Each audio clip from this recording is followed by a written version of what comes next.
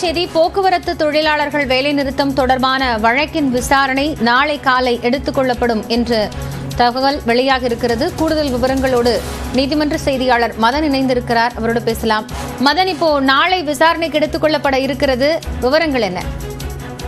அதாவது இந்த ஊதிய உயர்வு, பழைய ஓய்வூதிய திட்டம் அமல்படுத்த வேண்டும் உள்ளிட்ட பல்வேறு கோரிக்கைகளை வலியுறுத்தி தற்போது தமிழகம் முழுவதும் இந்த போக்குவரத்து தொழிற்சங்கங்கள் வேலைநிறுத்த போராட்டத்தில் ஈடுபட்டு வருகிறது.